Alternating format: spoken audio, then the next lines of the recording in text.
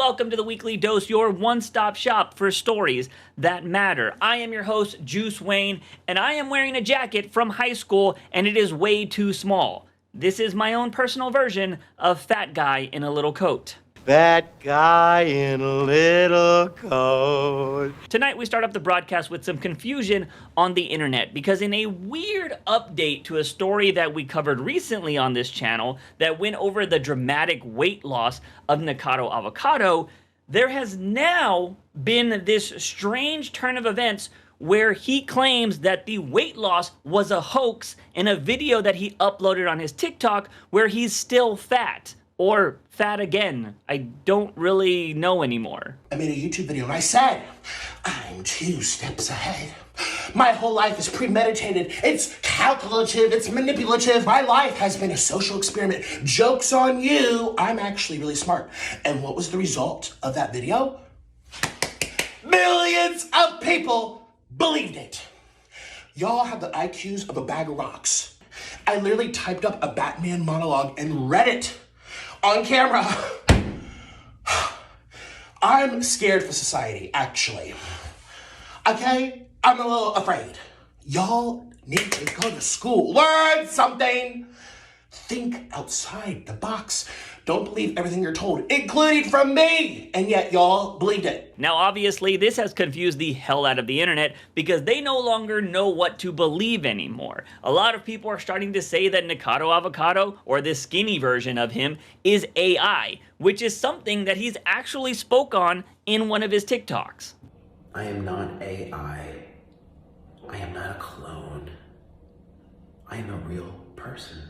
The next crazy theory was that he has a skinny twin that is making these videos for him. And that would be extremely crazy, but you could easily debunk that by going to photos where he was his fat self and comparing photos to his skinny self, and you'll see that his moles on his face all match in the same places.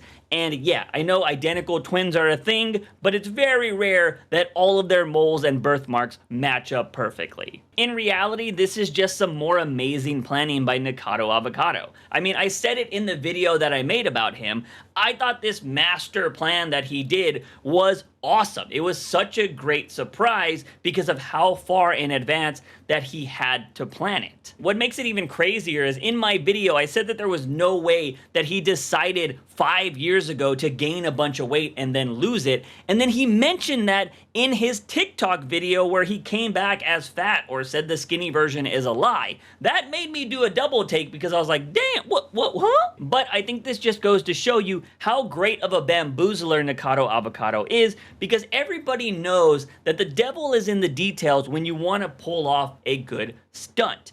And I just think Nickcado Avacado already knew what he wanted to say in his return video, so he just used that verbiage, or like, I'm gonna use a Batman monologue in my video, and then he said it in this TikTok while he was still fat, so it makes you hella confused when he drops that video like he just did. It's just like how an author knows how their story is gonna play out, but the audience has no idea. But here's the real reason why I'm not buying this bait and switch that he's trying to do. For one, he has videos doing a TikTok dance that got popular during the summer for a song by Charli XCX. So unless he went super mastermind and he was able to get somebody to create a TikTok dance and then get Charli XCX to do it, I just don't believe it. On top of that, Nickcado Avacado wasn't really paying attention to the backgrounds in his videos because you could see clearly right here an advertisement for the UFC pay-per-view that was in Vegas taking place at the Sphere, which just happened a couple of weeks ago. So although I like a nice surprise here and there,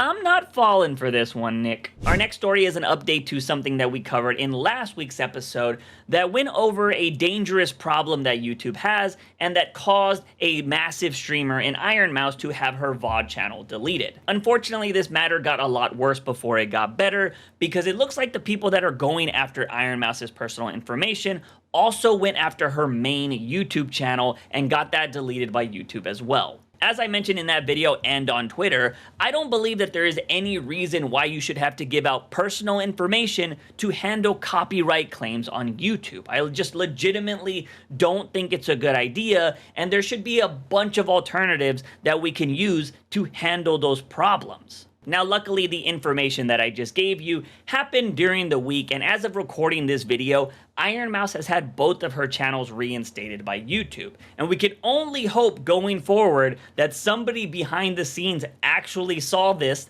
and cared, and they're trying to come up with solutions to fix this stupid system that requires you to give out your personal information to random strangers. Moving on, YouTube is actually doing some good by introducing a new feature that is gonna help out smaller creators. And we're trying to harness that love with something called hype. So the idea is, how can you take all that love for our emerging creators? So one thing that's really cool about hype is it's focused on emerging creators. And then we give fans like a super like. You like, and then you can hype. And then we can harness that love and help bring up these emerging creators. And as you get more and more hypes, you'll get added to a leaderboard and you'll get hyped up. I personally actually really like this idea because it's giving powers to creators and their communities that actually want to help creators get more exposure on the platform. Now, with any change that YouTube decides to make, it is always met with some negative feedback, and a lot of people feel that this new hype feature might actually be a way for a lot of channels to spam or bot their way to get on the leaderboard. Well, YouTube guru Roberto Blake just so happened to say this on his Twitter account. The new YouTube hype feature does not directly affect YouTube's main recommendation algorithm or search results. There is no need to worry about manipulating or pay to win. It's just a leaderboard for those who decide to participate or care about it. Views will only increase based on people who decide to watch something because the leaderboard says it's popular. And as you all know, that doesn't really help watch time or view duration and often hurts it.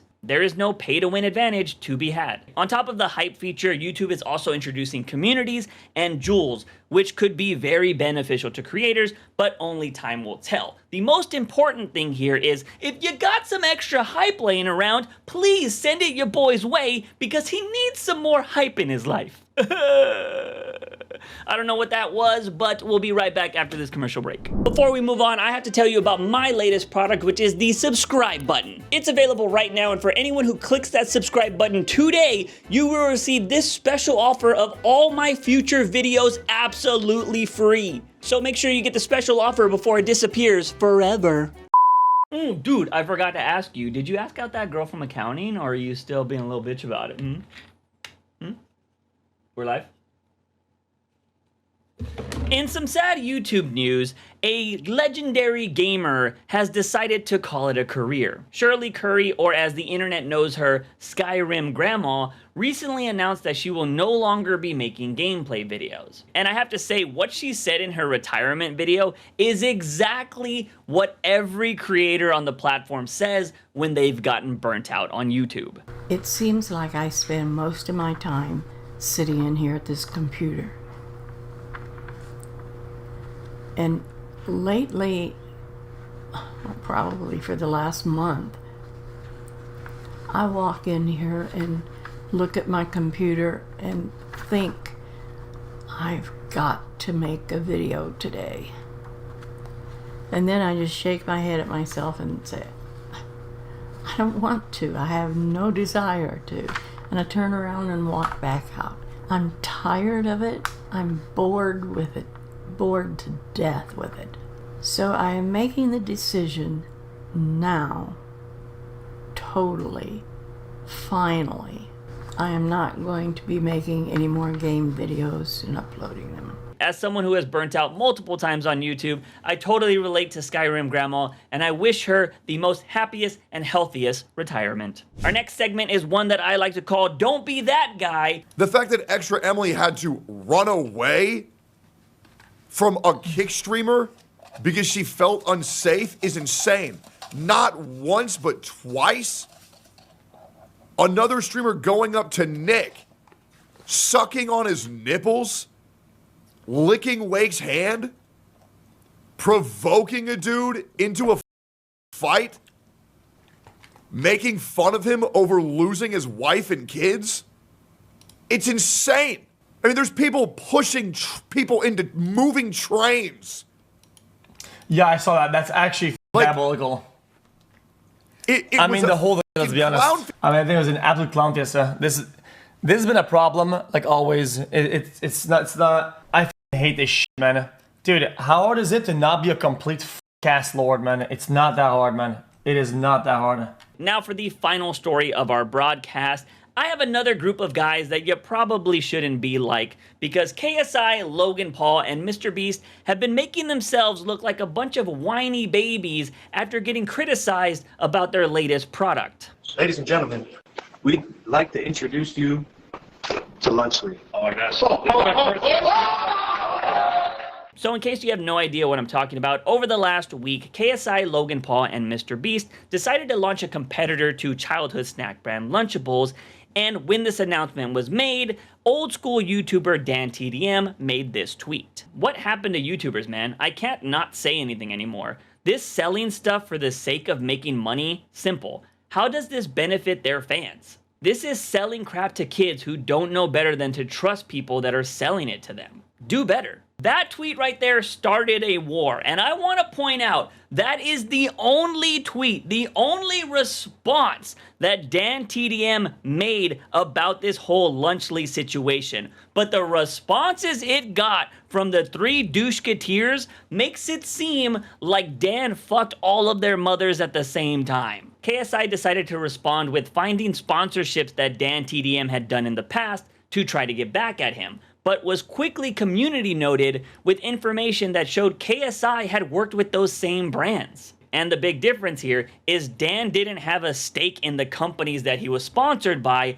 unlike KSI, who has a stake in Lunchly. So nice try, KSI, but do better. MrBeast went the more corpo route and started saying how their product is healthier than Lunchables, and over time they can make it cheaper and improve the product. But I do want to point out that this is a bit that MrBeast has done before, because when Feastables first launched, it was a healthier candy bar because it was organic. But since then, he's changed the formula to be like other chocolate bars. So I wouldn't trust his word that the product is going to get better over time. I mean, it most certainly didn't with MrBeast Burger. And then there was Logan Paul, who I think has to be one of the biggest response whores on the internet, because anytime someone criticizes this dude, he has to make a response. And this tweet from Dan launched him into a Twitter bonanza, because I counted 9 or 10 tweets that had to deal with this whole Lunchly situation, and if I'm not mistaken, most of them got community noted, which led him to arguing with community notes and saying that they were a lie. Yeah, community notes lies. By the way, in case you don't know what community notes are because you don't use the cesspool that is Twitter, they are a feature that is supposed to be unbiased, provide sources to the information,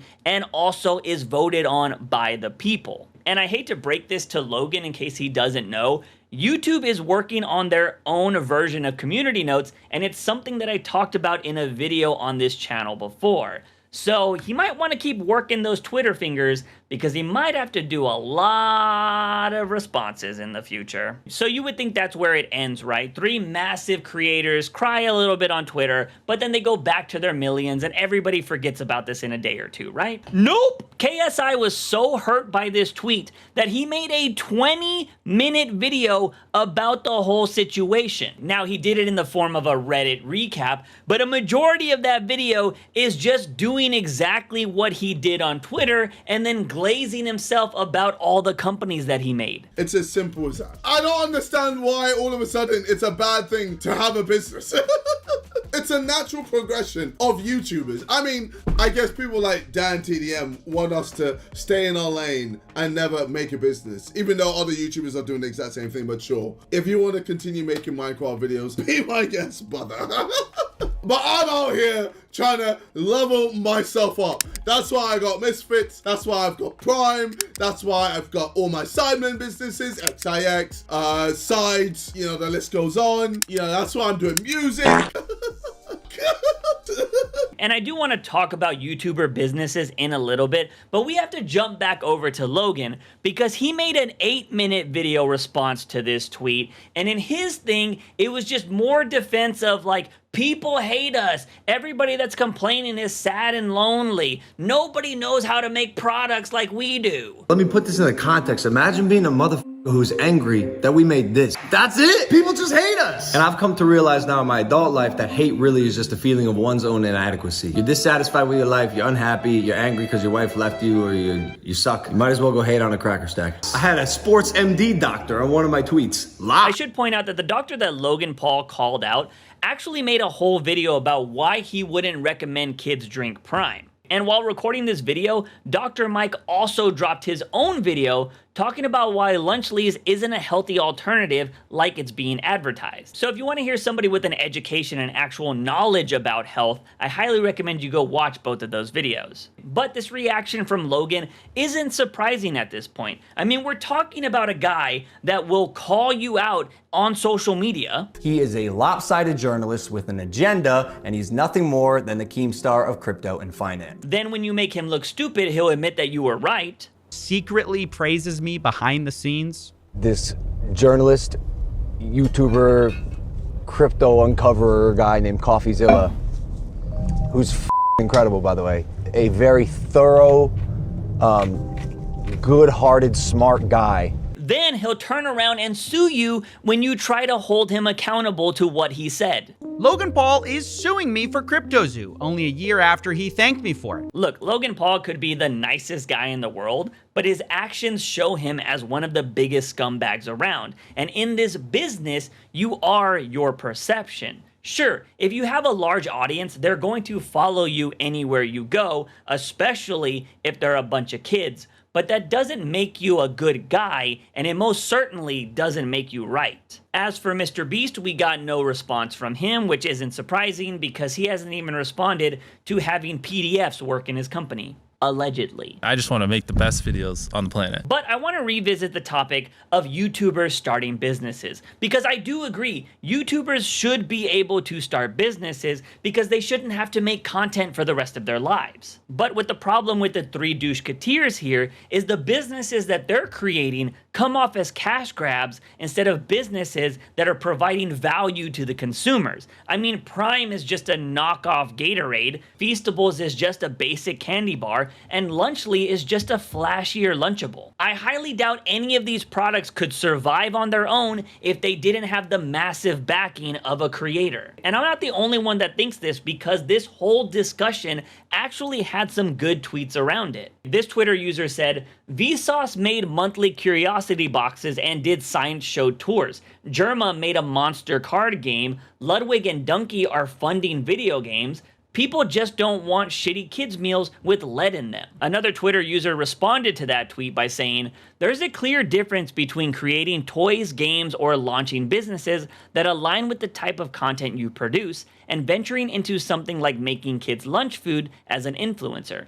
For instance, I'd trust Rosanna Pansino to release a cookbook since cooking is her thing, but I'd be hesitant to try H. Bomber Guy's bomber sandwiches. Hey, kind of like MrBeast burger. I mean, MrBeast had nothing to do with food, and look at how that turned out. I think that tweet hits it right on the head, and I think it's exactly what DANTDM meant with his original tweet. Viewers want to support creators with stuff they're actually passionate about and have a connection to. What kind of connection do KSI, Logan Paul, and MrBeast have to children's food? Also, I don't believe this whole healthier alternative thing because I think it's just a whole big misdirection. I mean, somebody could make a product that has 10 grams of sugar in it, and then I come out with a product with 9 grams of sugar in it, and technically, it's healthier than that competitor. But there is a surefire way to know if Lunchleys is healthier than Lunchables, and that is by feeding it to Asmongold. Guys, I feel like this is so anticlimactic. They're basically the same thing. They look different, but they basically taste the exact same. Well, there you have it, ladies and gentlemen. Their product's bullshit, because if it was healthier, as they claim, Asmongold's body would have totally rejected it. Who the f drinks this shit? Yeah, just, Here's the last thing I'll say. KSI, Logan, MrBeast, you guys say that everybody hates you, but you're doing the most hater by talking for days about one tweet where someone criticized you. You let a single tweet hurt your pussies. Actually, I take that back because pussy is good, and I know women that have complained far less and get criticized way more than you guys do. If you guys want to start companies to play with the big boys, that's awesome, but do what the big boys do and shut the fuck up. Do you see Pepsi or Coke making a response video every time somebody critiques their product? No, because they know that the people that are complaining about their product are not their target audience. Also, it is very clear that you guys have forgotten why people love YouTubers. It's because they were relatable, unlike celebrities who felt untouchable. But maybe, just maybe, you guys are showing your true colors and where you want to be. My only suggestion is don't get caught at any freak-off parties. Breaking news! As I'm about to export this video, I looked over on Twitter to get a screenshot of one of KSI's old tweets, and this guy is still complaining about DANTDM's tweet. Like, he is hurt. His soul has been damaged by this one tweet by a Minecraft YouTuber. Anyways, that's it for this episode of the Weekly Dose. If you like what you saw, hit that subscribe button. Tell me your favorite moment in the comment section. And as always, I'm your host, Juice Wayne. Remember, when you wake up in the morning, ask yourself something. Bye, my day.